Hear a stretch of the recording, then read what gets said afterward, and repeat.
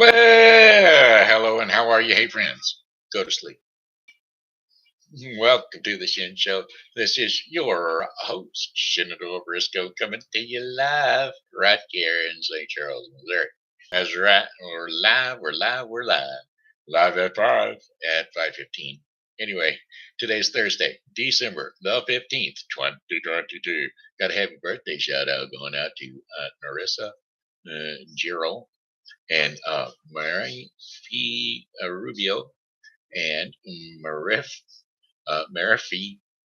Secuya. And boy, y'all made it hard for me tonight. Okay, Mare, and Norisa. Hey, I heard it's your birthday today. So happy birthday. I'm asleep. Yeah, you know, 21 more today. So happy birthday to you, I say. I said, hey, Norisa. Hey, Maria. Hey, Marefe. Hey, I heard it's your birthday today. Wow, that's another trip around the sun that you made. I hope you're enjoying your special day because, well, it's your happy birthday day today. It's your happy birthday day today. Alrighty then. How about that there for you? How about some Shin Show shout outs? We got a whole mess of them. A whole flog, a whole bag, a whole assortment. Here we go. Shin Show shout outs. Those are the Shin Show fans. Coming up with Martin Kelly, a.k.a. Smiley. Doug Bell, a.k.a. Steve Clary. Mark Costa. Savann Murphy Beason. Diane Lentz. Cindy Welch. Gary R. Webb. Richie Humarito. Lauren Wood. Ed Shreve. Casey Pearson, Susie Hall, Bryan Little, and sweet sunny day girl, a.k.a. Rachel, Lori Moore, a.k.a. Lori Taylor, a.k.a. Thumper, and my Pokey pals, Amanda S. Little, Julie Regot, and Ariann Cook. And there's Annie Cook. Alrighty then. A.k.a. Annie Cook. Yeah. All right. That's the Shin Show shout outs for today. Alrighty then. Alrighty. How about some weather forecast for the St. Charles area? So the weather forecast for the St. Charles viewing area. Today's weather was pretty cool. 38 degrees Fahrenheit for the high. It's 35 out there now, meaning it ain't gonna get a whole warm day. We ain't gonna have a super hot day. And tonight, the night temperature will be just right for a freezing day. Just right. Just right. All right, anyway, weather forecast is going to be brought to you today by Helping Hands Thrift Shop and Foster Care Closet, where you can go in and fill a bag as full as you can stuff it for $5. That's right. 416 South Fifth Street, $5 throughout the weekend. Except they're closed on Sundays. So today and tomorrow, or I mean Saturday, Friday and Saturday, or from now through Saturday, you can go in there and get a whole bag of clothing for $5. There you go. And some of them's even got their tags still on them, brand new stuff. So get on over there and take a look. See, 416 South Fifth Street. Refreshing. Um, Helping Hands Helping Hands Thrift Shop and Foster Care Closet, 416 South Fifth Street, St. Charles, Missouri. Go over there and say hi to Bev. Tell her Shenandoah sent you, and you're sure to get a smile. All righty, free of charge. Matter of fact, that's the bonus. You know, the bonus price. If you get a smile and it's not from me, it's probably liable to cost you. So you get that free smile if you mention my name. All right. Hey, anyway, Thursday. Here we go. Thursday, tonight. Tonight, partly cloudy skies tonight with low temperatures of 29 degrees Fahrenheit. Winds will be west to southwest at 10 to 20 miles per hour. And then for Friday, December the 16th, partly cloudy skies in the morning will give way to cloudy skies during the afternoon. High temperatures of 34 degrees Fahrenheit, winds west at 15 to 25 miles per hour. Higher wind gusts are quite possible. Clear to partly cloudy skies overnight with low temperatures of 24 degrees Fahrenheit. Winds will be west at 10 to 15 miles per hour. Then for Saturday, December the 17th, intervals of clouds and sunshine. High temperatures around 30 degrees Fahrenheit with winds west at 10 to 20 miles per hour. A mostly clear sky overnight, low temperatures near 20 degrees Fahrenheit. Winds will be west to northwest at 5 to 10 miles per hour. And then for Sunday, December the 18th, plentiful sunshine, lots and lots of it.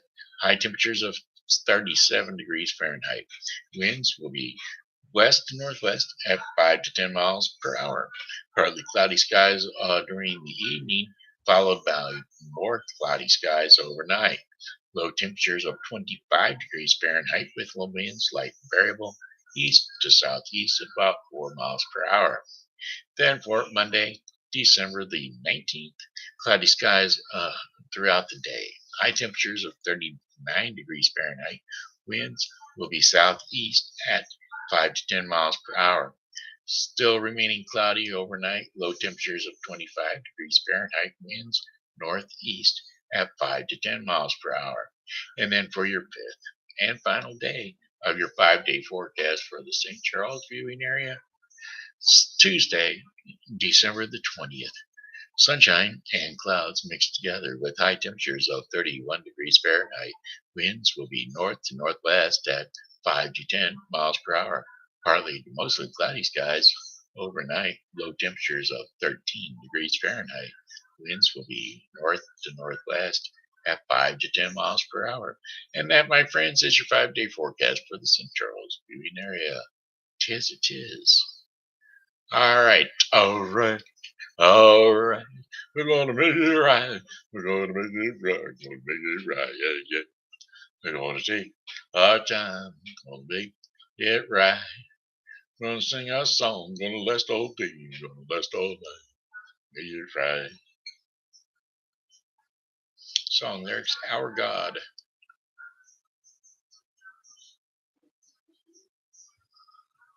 Well, water you turned into wine.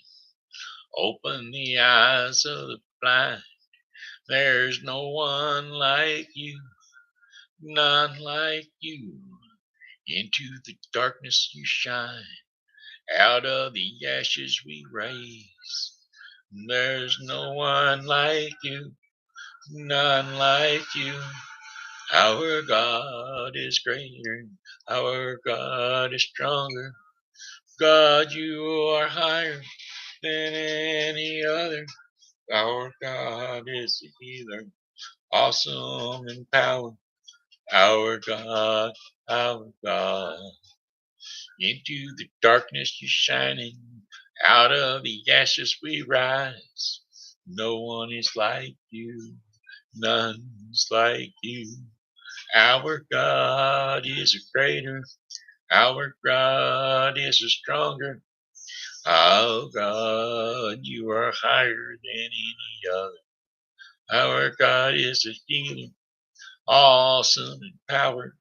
Our God, our God. Our God is a greater. Our God is a stronger. Oh, you are higher than any other. Our God is a healer. Someone in power. Awesome as he can be. Our God. And if our God is for us, then who could ever stop us? And if our God is with us, then what can stand against us? And if our God is for us, then who can ever stop us? And if our God is with us, well, then what can stand against us? Then what can stand against us? Then what can stand against us.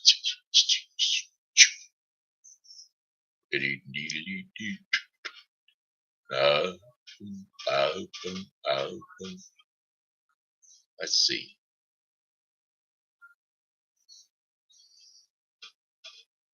Song lyrics, He is God. Song lyrics, He is God.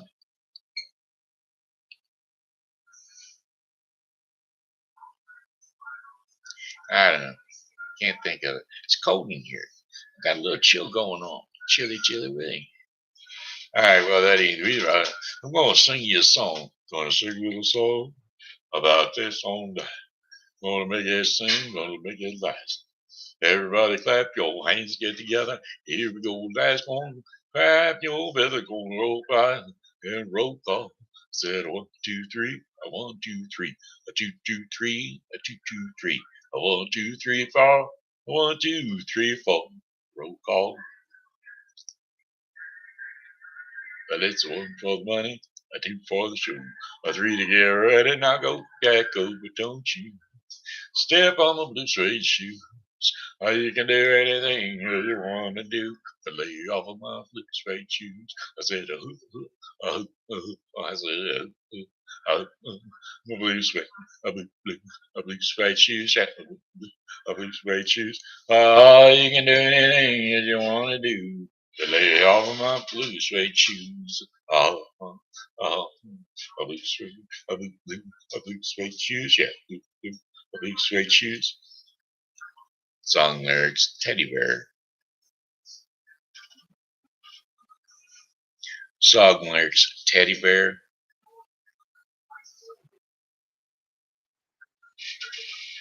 Song lyrics, Teddy Bear. Go. No, that's not it. Song lyrics, Teddy Bear, Red So Fine.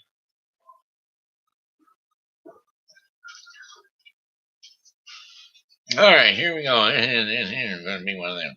This here going to be one of them chair jerkers. And get out the old paper or Kleenexes. Get out a whole roll of toilet paper. Kleenexes. Paper towels. Get you out a roll of paper towels for this one.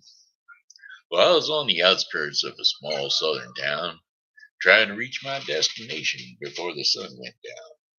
The old CB was a blaring away in Channel 19. Well, when there came a little boy's voice on the radio line, and he said, "Breaker, breaker, 19, is there anyone out there? Come on back, truckers, talk to Teddy Bear."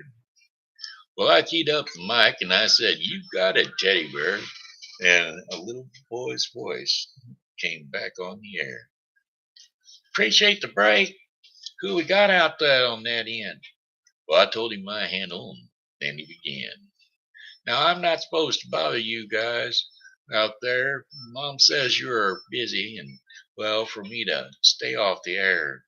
But you see, I get lonely and it helps to talk because that's about all I can do. I'm crippled and I can't walk." Well, I came back on there and I told him, "You fire up that mic and I'll talk to you as long as you like." And so, this, my friend, this was my dad's radio, the little boy said.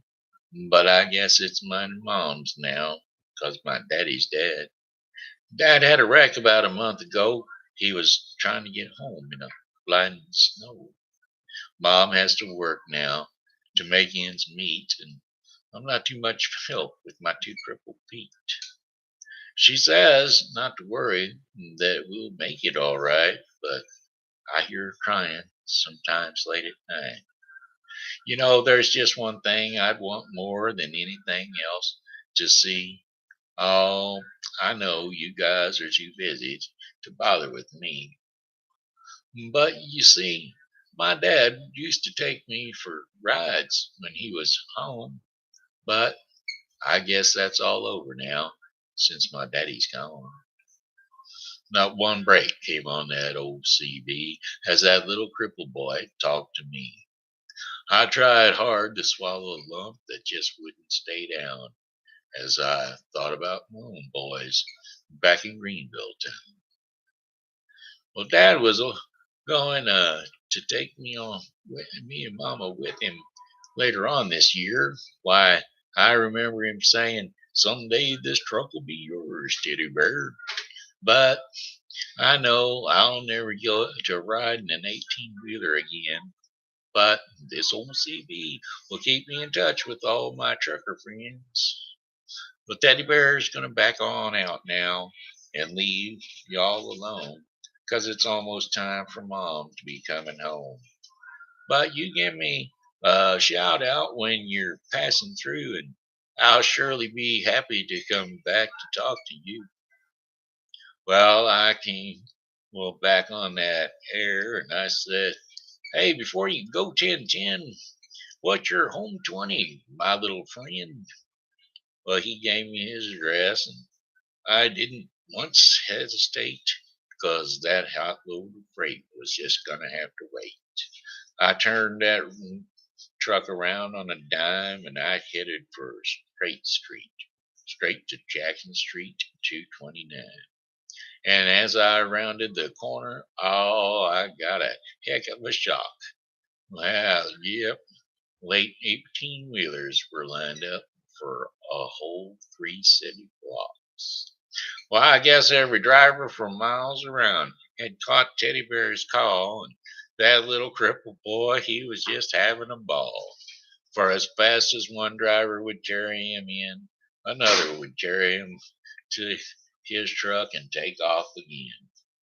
Well, you better believe it, I took my turn at riding Teddy Bear, and then I called, carried him back, and put him down in his little chair. And, buddy, I tell you, I've never lived to see happiness again. I want you to know I saw it that day in the face of that little man. Well, we took up a collection for him before his mama got home, and each driver said goodbye, and then they all were gone. He shook my hand with a mile long grin, and he said, "So long, trucker. I'll catch you again." Well, I hit that interstate with tears in my eyes. I turned on the radio and I got another surprise. "Breaker, breaker, 1-9," came a voice on the air. "Just one word of thanks from Mama Teddy Bear. We wish each and every one of y'all a special prayer for you because you just made my little boy's dreams all come true. Now I got to sign off now before I start to cry. May God bless and ride with you in 10-4, and goodbye." There you have it. That was Teddy Bear, Red Soulvine. It's one of my storytelling ones. I kind of like those, but boy, I'll tell you what, they put that lump in your throat that just won't stay down. Just like he said as he was rolling into town. Oh, Lord, Lord, let's do one more. Now, let's just go ahead and do the story time with the kids. Hey, kids, it's time to jump up on the bed. Hey, kids, it's time to rest your sleepy little head. It's TV Grandpa, getting ready to read you to sleep. TV Grandpa, kick up your heels and prop up your feet. TV Grandpa, saying it's time to go to bed. TV Grandpa.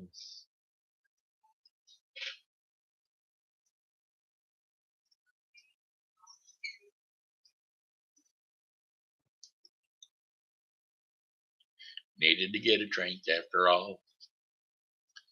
The empire's close, close, close, close, close, close. Ba-dee-da-dum, ba-da-dee-da-dum, ba-ba-ba-dee-dee-dum, ba-ba-da-ba-doom, da-da-da-da-dum, ba-da-boom, boom, ba-doom. All right, well, I guess we're going to pull this one off. Hansel and Grendel. Hansel and Gretel. Hansel and Gretel. That is the one we're going to be telling today. And so, without further ado, Hey kids, jump up on the couch, jump up on the bed, wherever it is you rest your sleepy little head. TV Grandpa is going to be singing, reading you a story and putting you off to sleep.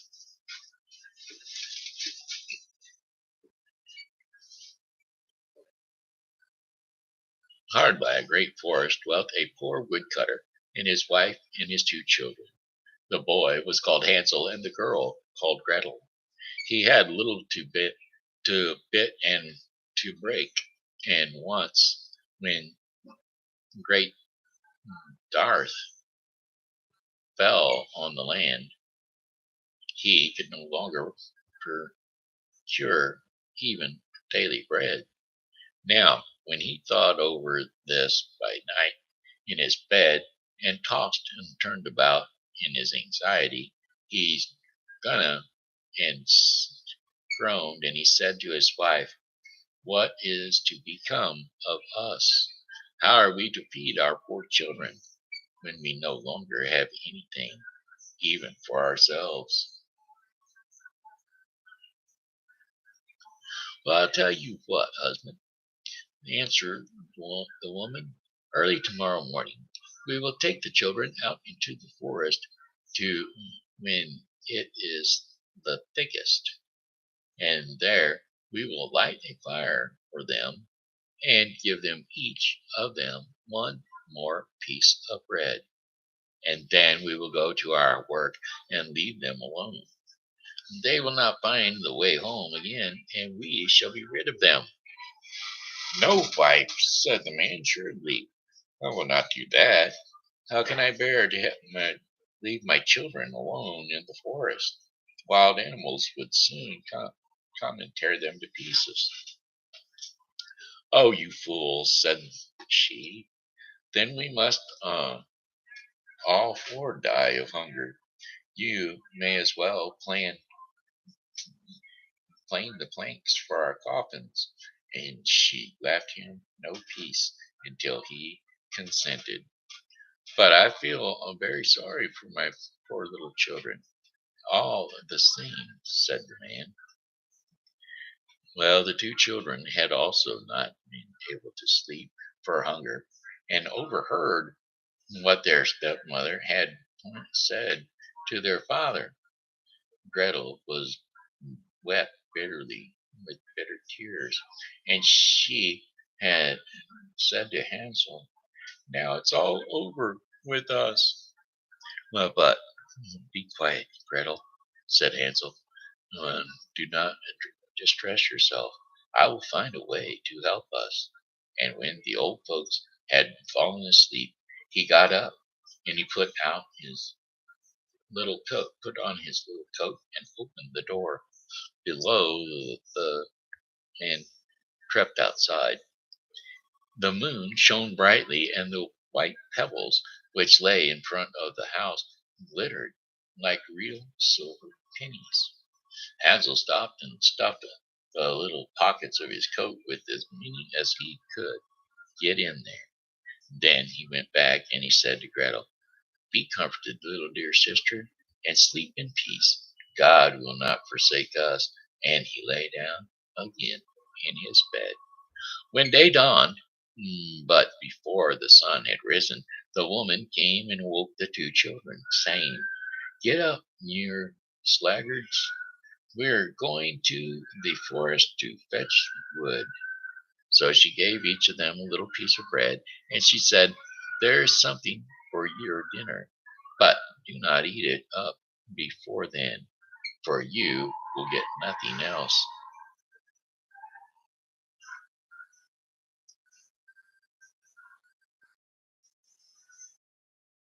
So Gretel took her bread and tucked it up under her apron, as Hansel had the pebbles in his pockets. Then they all set out together on the way to the forest. When they had walked a short time, Hansel stood still and popped a pebble and peeped back at the house, and did so again and again. His father said, "Hansel, what are you looking at? There is this there." there and staying behind for. Pay attention and do not forget how to use your legs. Ah, father, said Hansel, I'm looking at my little white cat, which is sitting on the roof and wants to say goodbye to me. The wife said, Foot, that is not your little white cat. That is the morning sun which is shining on the chimney. Hansel, however, had not looked had not been looking back at the cat, but had been constantly throwing one pebble of the white pebbles, stones, out of his pocket on the road. And then they had reached the middle of the forest. The father said, Now, children, pile up some wood, and I will light a fire that you may not be cold. Well, Hansel and Gretel gathered some brushwood, and they put it together as high as the little hill, and the brushwood was lighted. And then, when the flames were burning very high, the woman said, Now, children, lay yourselves down by the fire and rest. We will go into the forest and cut some wood, and when we have gotten done, we will come back and fetch you away. Well, Hansel and Gretel sat by the fire, and when noon came, each of the little pieces of bread, as they had heard the strokes of the wood axe, they believed that their father was near. It was not the axe, however, but a branch which had been fastened to a weathered tree, which the wind was blowing backwards and forwards. And as it had been sitting such a long time, their eyes closed with fatigue, and they fell fast asleep. Well, when at last they awoke, it was already dark at night, and Gretel began to cry and said, How are we going to get out of this forest now? But Hansel comforted her, and he said, Just wait a little um, until the moon has risen, and then we will soon find the way. And when the full moon had risen, Hansel took a look, and he took his little sister by the hand, and he followed the pebbles, which shone like newly coined silver pieces, uh, and showed them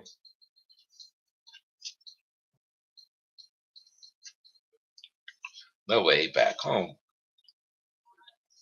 They walked the whole night long, and by daybreak came once more to their father's house. They knocked at the door, and when the woman opened it and saw that it was Hansel and Gretel, she said, You naughty children, why have you slept so long in the forest? We thought you were never coming back at all. The father, however, rejoiced, for it had cut him to leave them, and it had cut him to the heart to leave them behind. Not long afterwards, there was once more great death throughout the land, and the children heard their mother saying at night to their father, Everything is eaten again. We have to one half a loaf left, and it is the end. The children must go. We will take them further into the forest, so that they will not find their way out again. There's no other means of saving ourselves. Well, the man's heart was heavy once again, and he thought, It would be better for you to share the last mouthful with your children. The woman, however, would listen to nothing that he had to say, but scolded, go to sleep, scolded and reproached him. He who says a must say be likewise. But and he had yielded the first time, and he had to do so a second time also. So the children, however, were still awake, and they had heard the whole conversation, and the old folks were asleep, Hansel again got up, and he went to go out and pick up some pebbles as he had done before. But the woman had locked the door, and Hansel could not get out. Nevertheless, he comforted his little sister, and he said, "Do not cry, Gretel. Go to sleep quietly, and the good way God, the good God will help us." Well, early in the morning came the woman and took the children out of their beds. Their pieces of bread was given to them, but it was still smaller than the time before. On the way to the forest, Hansel crumbled his in his pocket and often stood still and threw a morsel on the ground. "Hansel, what are you doing? Stop and looking around," said the father. "Go on." "I'm looking back at my little pigeon, which is sitting on the roof and wants to say goodbye to me, honey," answered Hansel. "Fool," said the woman, "that is not your little pigeon. That is the morning sun that is shining on the chimney." Hansel, however, little by little, threw all the crumbs on the path. The woman led the children still deeper into the forest, when they had never, where they had never been before in their lives. Well, then a great fire was again made, and the mother said, "Just sit there, you children, and when you are tired, you may sleep a little. And we are going to into the woods to cut wood, and in the evening, when we are done, we will come and fetch you away." Well, when it was noon, Gretel shared her piece of bread with Hansel, who had scattered his by the way, and then they fell asleep, and evening passed, but no one came to get them. They did not awake until it was dark at night, and Hansel comforted his little sisters and said, "Just wait, Gretel, until the moon rises, and then we shall see the crumbs of bread that I have strewed about. They will show us the way home." Well, when the moon came and they set out, but they found no crumbs, for the many thousands of birds which fly about in the woods and fields had picked them all up. Hansel said to Gretel, "We shall soon find the way." But they did not find it. They walked the whole night and all the next day too, from morning till evening, but they did not get out of the forest. And when they were very hungry, for they had nothing to eat but the 2 or 3 berries which grew on the ground, and they were so weary that their legs would carry them no longer, they lie down beneath the tree and fell asleep. Now it was now 3 mornings since they had left their father's house. They began to walk again, but they always came deeper into the forest, and if help didn't come, not soon, they must die of hunger and weariness. And when it was midday, they saw beautiful snow white birds sitting on a bough, which sang so dignifiedly that they stood still and listened to it. And when its song was over, it spread its wings and it flew away before them. And they followed it until they reached a little house, and on the roof of which it uh, alighted. And then, when they approached the little house, they saw what was built of bread and covered with cakes. But it was built of gingerbread and it was covered with cakes. But that was the windows were so clear, and they were just clear sugar. It was, "We will set to work on that," said Hansel, "and have a good meal. I will eat a bit of the roof, and you, Gretel, can eat some of the windows." It will taste so sweet. Well, Hansel reached up above and he broke off a little piece of the house, of the roof, and he tasted it, and it was good. And Gretel leant against the window and nibbled at the panes. Then a soft, sweet voice cried from the parlor, "Nibble, nibble, gnaw! Who is nibbling at my little house?" Well, the children answered, the wind, the heaven-born wind. Well, and and then went on eating without disturbing themselves. Well, Hansel, who liked the taste of the roof, tore down a great piece of it, and Gretel pushed out the whole one of the round windows and sat down and enjoyed herself with it. Suddenly the door opened, and a woman as old as the hills, who supported herself on crutches, came creeping out. Hansel and Gretel were terribly frightened that they laughed, let fall what they had in their hands. Well, the old woman, however, nodded her head and said, "Oh, you dear children, who has brought you here? Do come in and stay with me. No harm shall happen to you." So she took them both by the hand, and she led them into her little house. Then good food was set on the table before them, milk and pancakes with sugar, apples and nuts. Afterwards, two pretty little beds were covered with clean white linen, and Hansel and Gretel lay down in them and thought they were in heaven. While the old woman had only pretended to be so kind, she was in reality a wicked witch who lay in wait for children and had only built the little house of bread in order to entice them there. And when a child fell into her power, she killed it, cooked it, and ate it. And that was a feast for the day and with her.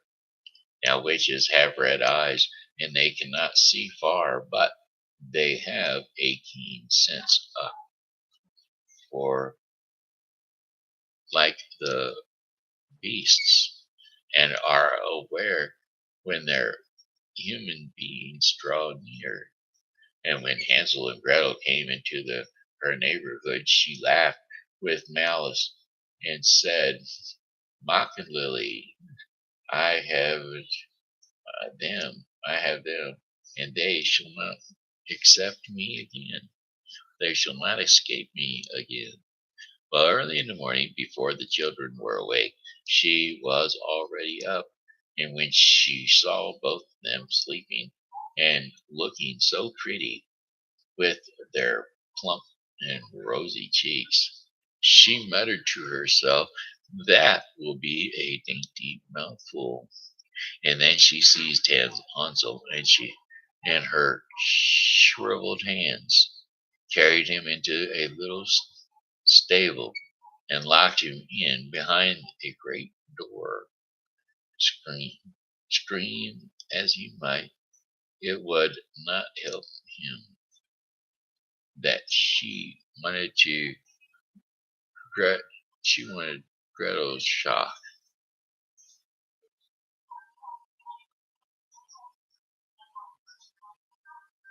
Oh, oh, Gretel shook her until she awoke and cried, "Get up, lazy thing, fetch some water and cook something good for your brother. He is in the stables outside and is to be made fat. When he is fat enough, I will eat him." Well, Gretel began to weep bitterly, but wow, it was all in vain. If for she was forced to do what the wicked witch commanded her. And now the beast, the best food, was cooked for poor Hansel. and but Gretel got nothing to eat but crab shells, and every morning the woman crept in the little stable, and she cried, "Hansel, stretch out your finger so that I may feel it and see how how soon you will be fat." Well, Hansel, however, stretched out a little bone, a chicken bone, to her, and the old woman, well, who was had dim eyes, could not see it, and she thought it was Hansel's finger, and was astonished that there was no way of fattening him up. When 4 weeks had gone past, and Hansel still remained thin, she was seized with impatience, and would not wait any longer. Now then, Gretel, cried, she cried to the girl, "Stir yourself and bring some water. Let Hansel be fat or lean. Tomorrow I will kill him and cook him." And so, how the poor little sister did lament when she had to fetch the water, and how her tears flowed down her cheeks. "Dear God, do help us," she cried. "And if the wild beasts in the forest had but devoured us, we should at any rate have died together." "So just keep your nose to yourself," said the old woman. It won't help you at all."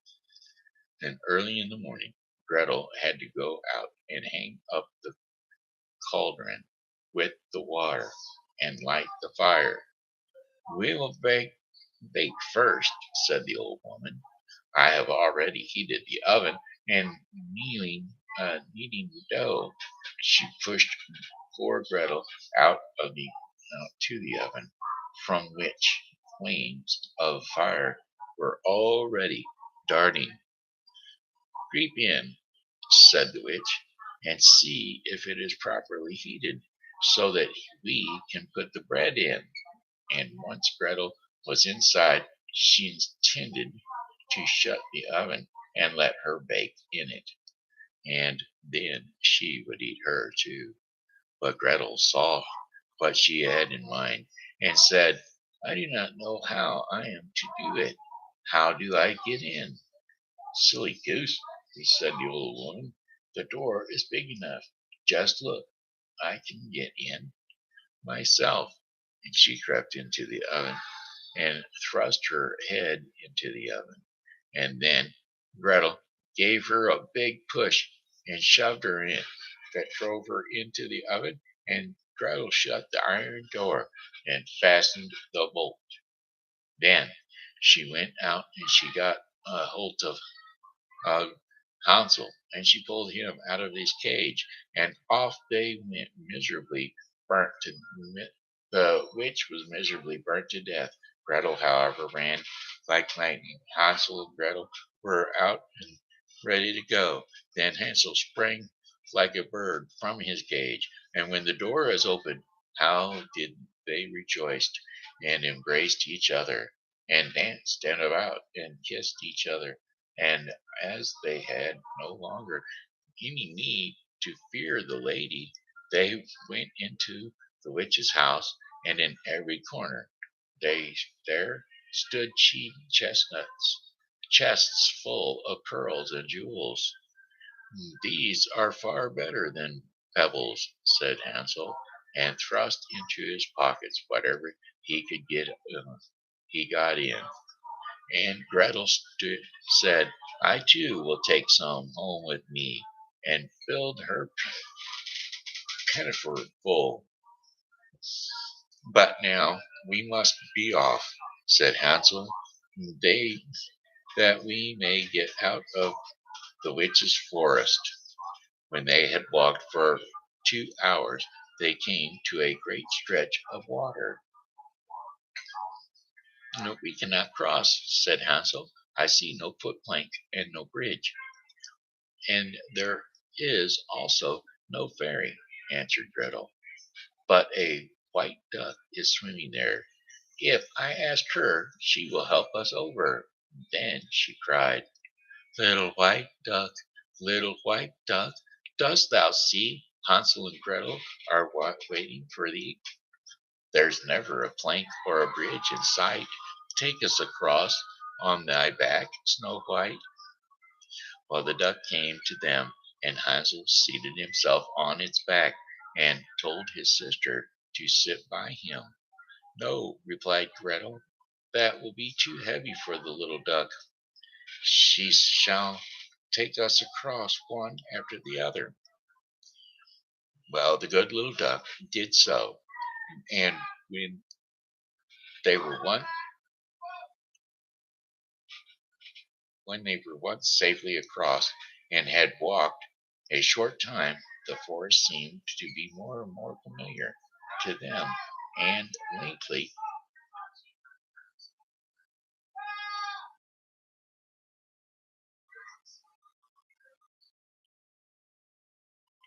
safely across, they threw themselves around their okay, and the good little duck did so, and the forest started beginning to look more and more like from after their father's house. Then they began to run, rushed into the parlor, and threw themselves round their father's neck. The man had not known one happy hour since he had left his children in the forest. The woman, however, was dead. Gretel emptied her pinafore until pearls and precious stones ran about the room, and Hansel threw out one handful after another out of his coat pockets and to add to them, and then they all anxiety was at an end, and they lived together in perfect happiness. Mm, my tale is done. There runs a mouse who catches it and might make himself a big fur cap of it. Okay, well. Anyway, there you go. That was Hansel and Gretel. That was story time with TV Grandpa. And now we're going to do the Daily Bread portion of the program, which is brought to you by the Bible with Briscoe 2022. The Bible with Briscoe 2022 is the daily reading of the Bible to be completed within 1 year. Today's reading in the Bible with Briscoe is going to be Amos 1 through 3 and Revelation 6. So don't forget to tune into the Bible with Briscoe 2022 for your daily reading of the Bible. Friends for Life will be today's devotion, and we're going to be reading 1 Samuel 20, 26 through 34. So here we go, 26 through 34, 1 Samuel 20. Saul said nothing that day, for he thought something must have happened to David to make him ceremonially unclean. Surely he is unclean. But the next day, the second day of the month, David's place was empty again. Then Saul said to his son Jotham, why hasn't the son of Jesse come to the meal, either yesterday or today? Jonathan, Jonathan answered, David earnestly asked me for permission to go to Bethlehem. He said, let me go because our family is observing a sacrifice in the town, and my brother has ordered me to be there. If I have not found favor in your eyes, let me get away. If I have found favor in your eyes, let me get away to see my brothers. And that is why he has not come to the king's table. Saul's anger flared up at Jonathan, and he said to him, you son of a perverse and rebellious woman, don't I know that you have sided with the son of Jesse to your own shame, and that the shame of the mother who bore you? As long as the son of Jesse lives on this earth, neither you nor your kingdom will be established. Now send someone to bring him to me, for he must die. And why should he be put to death? What has he done? Jonathan asked his father, but Saul hurled his spear at him to kill him. Then Jonathan knew that his fathers intended to kill David. So Jonathan got up from the table in fierce anger on the second day of the feast, and he did not eat because he was grieved at his father's shameful treatment of David. Okay, see, there you have it. He was a real friend, true friend for life. And as a matter of fact, he was saving uh, Daniel's life by not going to get him. All righty, my friends. Hey, that looks like the end. That's the Shin Show in the nutshell. We're done. The nut on the Shin Show is signing off. I got one more song for you. Well, goodbye, my friends. It's time to go. I said goodbye, my friends. It's time to go.